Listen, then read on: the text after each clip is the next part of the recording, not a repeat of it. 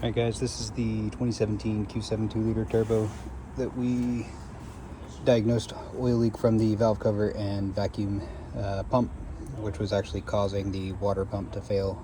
Very common thing on the 2-liter turbos. This is the new pump, this is the old pump. What happens is that valve cover starts leaking and it leaks past the intake here, and that water pump sits actually in this little space here, and since it's a plastic housing, it causes that to get brittle. It leaks. So we've got a new one on the way. The oil leak, actually, the start of it at least, was from this guy right here. This was the vacuum pump.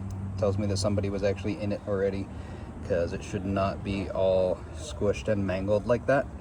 So somebody was definitely in it before and just decided to send it, which is not the right way to do it. This is our vacuum pump multiplayer gasket. Should be flush all the way around.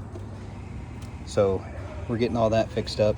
This little timing guide was holding on for dear life when we pulled that upper timing cover off to get the valve cover off. So I've got that on the way. We're gonna get that replaced for him at no charge, so that way we can get him back on the road and he doesn't end up needing a motor down the road.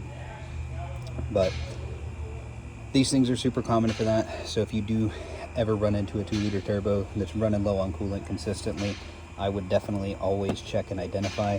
It is a bit of a pain to identify because the intake is rather large. It's this piece here.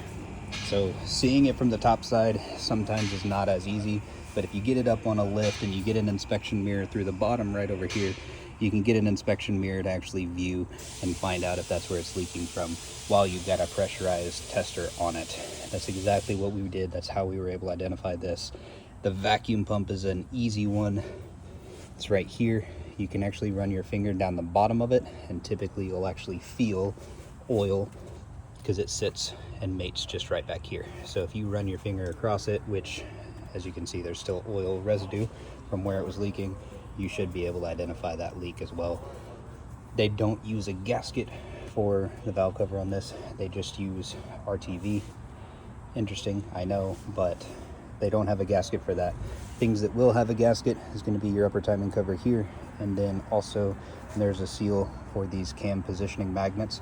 You definitely want to make sure you replace both of those, otherwise you're going to run into yet another oil leak the second you put it back together. That's all for today, guys.